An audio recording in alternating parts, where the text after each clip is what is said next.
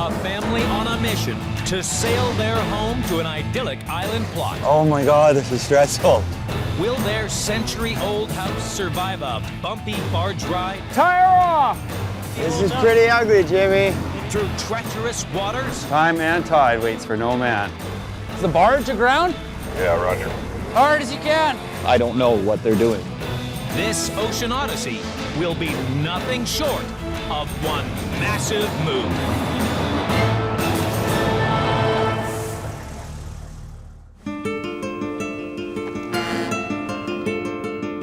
Vancouver Island, British Columbia. One of the most desirable places to live in Canada. You know that the whales are under the water? Rena Butts grew up here. After 10 years on the mainland, she wants to move back to the island. With her husband Scott, their 3-year-old daughter, and a baby on the way. We've wanted to come here since I first visited it about 15 years ago. It's got the balance of everything. Good throw. Whoa! Oh, Yeah, Allie, Mommy used to come here when she was a little girl. The tranquil surroundings offer respite for Mountie Officer Scott, who has suffered 2 heart attacks. Slowed me down a little bit, so it makes you appreciate everything that happens in life. And it's all about substance and quality. And I think that's why I love Reno so much. They've bought a plot of land in Royston Comox Valley and feel it's the ideal place to raise a family. But instead of building a new house on the land, the Butts decided to rescue an old one. They're visiting a unique yard that sells second-hand wooden homes to go. These are amazing, Jim. These houses were destined for demolition, but the Nickel brothers buy them for $1 and move them to this yard for resale. I really got into it because I couldn't stomach the demolitions that were going on, and it's a perfect waste of great housing if you think of how many places in the world they barely have shelter, and we're throwing out some of the best shelter that's been really created. Not all of their houses are at the lot. This one on the seafront in Victoria is jacked up and ready to move. It's just what Rena and Scott are looking for. Oh my goodness. Oh my God. It is huge. Look how big it is. Bigger than it does. Built in 1908, this house is a jewel. It has 3,300 square feet, which is crammed with antique features. We weren't looking for size, we were looking for character. This one just happened to have both. Moving this century-old house won't be easy. There's going to be either double ramps or they're going to build a lot of infrastructure in front. So you can see they've taken all the wires down, they're all out of the way. Oh, yeah. Okay. Gonna put me into early labor here, Jim. Yeah. We may not look at you being there at 2:30 in the morning. You give birth to that and we'll give birth to this.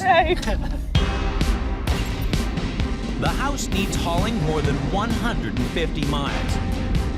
The roads are very narrow, so the team will sail the house on a barge to reach the new lot in Comox Valley.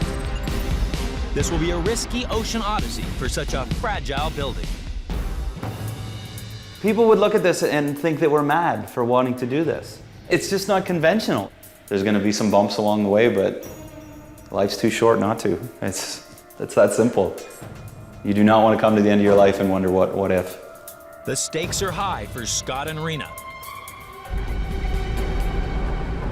The house and move will set them back $125,000. The lot, another $120,000. Building foundations and restoring the house, $180,000, bringing the grand total to $425,000. A lot to risk on a dangerous move. To get this delivery underway, the mover's first task is to slide wheels under the house to drive it to the shoreline. But a major hazard causes problems for head mover Kajan Kramer. So this concrete wall right above me, oh, I'd say we probably got, you know, maybe 1,000 pounds worth of concrete hanging down from there. And, you know, 1,000 pounds of concrete is a safety concern. The concrete slab supports the front porch. There's a risk that on the bumpy road ahead, it could crumble, weakening the entire house.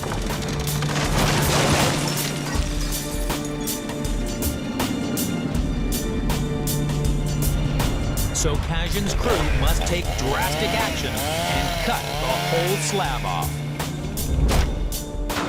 They can make a new one at the lot in Royston, but it's a brutal piece of surgery.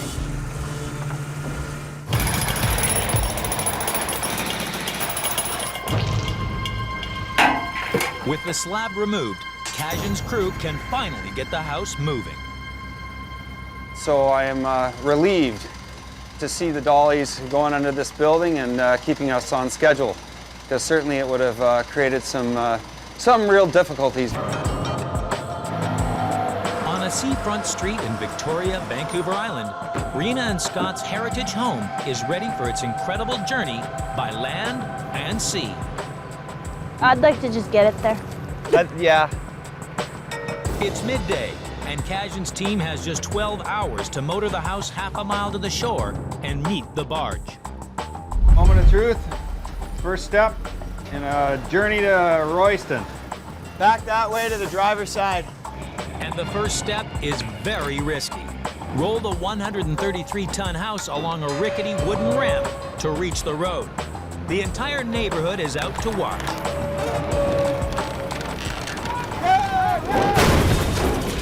A block suddenly slips, causing the house to lurch. It was something we would rather not have had happen. Ready? All right, buddy. I didn't think I would be this nervous about it. Really? Yeah. These guys know what they're doing. 8 feet ahead, Al. Ali, 8 feet ahead, bud. It takes 2 hours to get the house back on track. Nice and slow. Nice and Completely off the mountain! slow. So cool. This is great. This is amazing. They make it onto the road by 8 p.m. But the enormity of the move hits home with Scott. I'll be honest with you, it's a little emotional for me because it's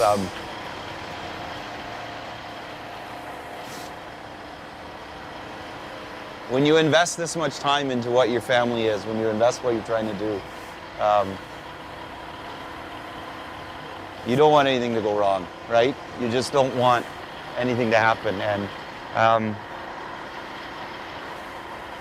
whew. But it's far from over. A barrage of obstacles blocks the street ahead. Okay, pass the hydrant. Yeah, we're clear. Beauty. Look at the street lamp. It's being lit? No, it's What? underneath. It looks like it's gonna hit it. This lamp, it's getting closer. It's really hard to see that, isn't it? Oh, yeah. Coming away from the lamppost, looking good, looking good.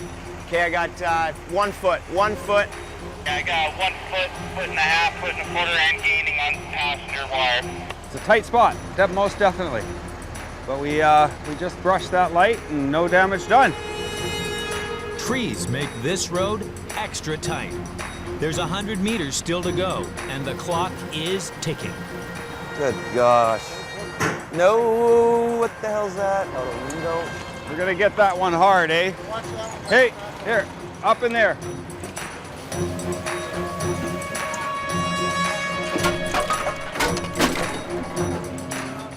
It's probably best that I don't see it go on the No, bar. I don't think you want to, okay?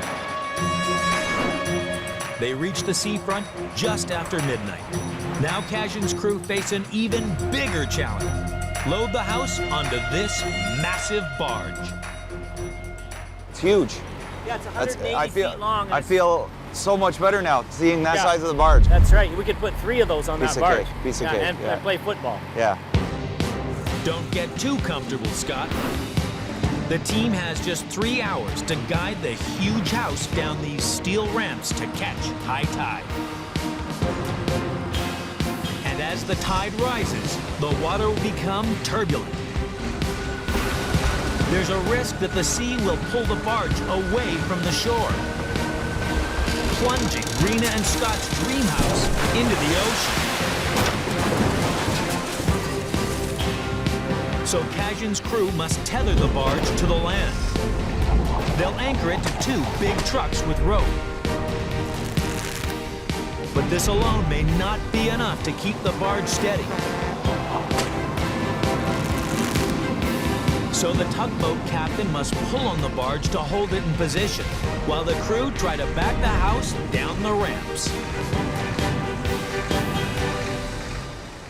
It's coming.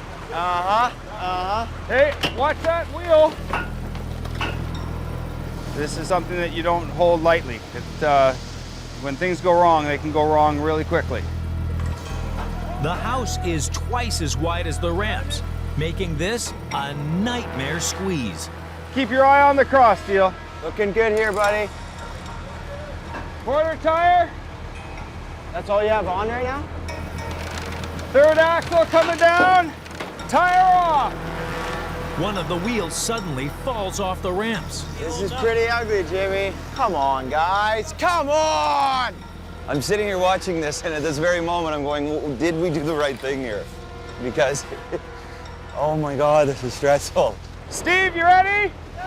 Back it up. Pretty common to have one wheel off. Looking good here, looking good. Just visually disconcerting. Ready, Steve? Back it up. Inch by inch, Cajun's crew wrangles the precious cargo onto the barge. Watch your rails. 3 feet to the edge.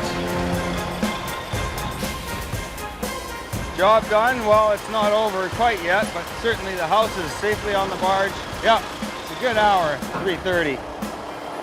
Yep, 3:30 a.m. They make high tide. Now the perilous 150-mile ocean voyage can begin. On Vancouver Island, Scott and Rena's dream home has begun its epic 150-mile ocean odyssey to Comox Valley. Tug Captain Tyrone must navigate the house through some dangerous water ahead. The trickiest point is Dodd Narrows, as it's very constricted and has high rates of flow of the tide. If you don't make it at exactly the right time, the whole works goes through there backwards, yeah. Dodd Narrows is one of the tightest and most dangerous straits off Vancouver Island. It channels the tides to form deadly waves. Sail through the Narrows now, and the currents could throw the barge onto the rocky coastline. So Tyrone must wait until the waves die down before he makes a run for it. Even then, he must go at full throttle to avoid being pushed off course. This is a critical maneuver. Timing is absolutely crucial. Going through there at a very slow speed, you'll end up on an angle across the channel. You'll have the stern of the barge touching one side and the bow of the tug on the other, and you won't make it through. As he approaches the Narrows, he guns the engine. A lot of it's just using your best judgment from past experience. Tyrone's tug is just powerful enough to haul Rena and Scott's house through the waterway. It would have been nice if there wasn't as much lump in the ocean as there was, but all in all, the journey was pretty good.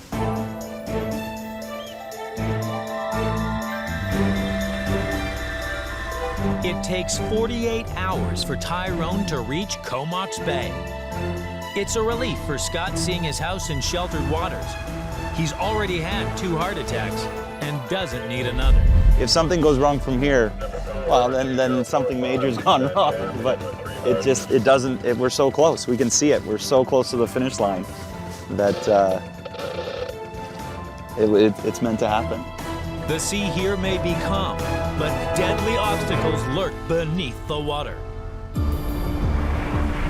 The bay is extremely shallow, with many submerged sandbanks.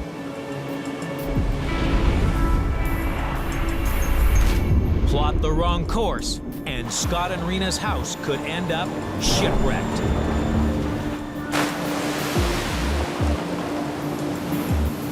So Tyrone must wait until the tide is at its highest and make minute-by-minute changes to his route, dodging the sandbank's peaks to stand a chance of making it to shore.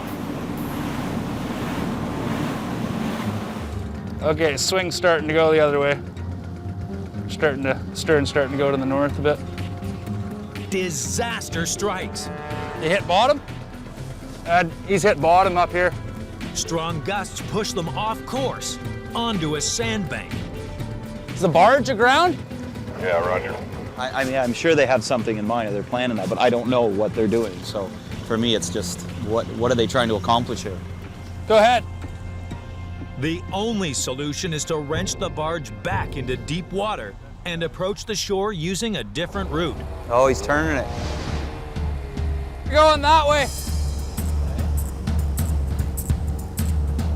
Finally, the barge starts moving towards the shore. As hard as you can. Kajan's team secure it with ropes Just pull hard. and guide Rena and Scott's house back onto land. Oh, we're good. Looking good here, buddy. Got 6 inches on driver. Looking good here, bud. Looking good. After 4 hours of toil, the house finally reaches dry land. I love you too. But it's not over yet. So as the house approaches, I want everybody back 50 feet. It's day 5 of the move. The new lot is only 1 mile up this road, but it's lined with obstacles that make this journey extra difficult for Kajan. I'm used to crowd control. Just talk with a loud voice. So odd to see a house down a road. Yeah. There's nothing normal about that. The crew race to shift anything blocking their path. Yeah, we got her there. Start going that way then. Yeah. Yeah, keep going. Let's just rock it. Oh, okay, so we gotta get the welder to weld that. Yeah, weld. After a nail-biting 150 miles, the journey's almost over. Once we see this final turn here into the lot, that'll be pretty cool. It's almost home. On Vancouver Island, after an incredible journey across land and sea, Scott and Rena's house is just a few feet from the finish line. That was very stressful. I had to walk away a few times. It was, I can't believe they actually did what they did. But the risks are far from over.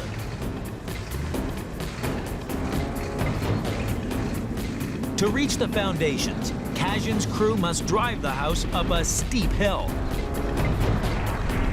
They need enough speed to get up the incline, but go too fast, and the wheels will lose traction in the loose soil.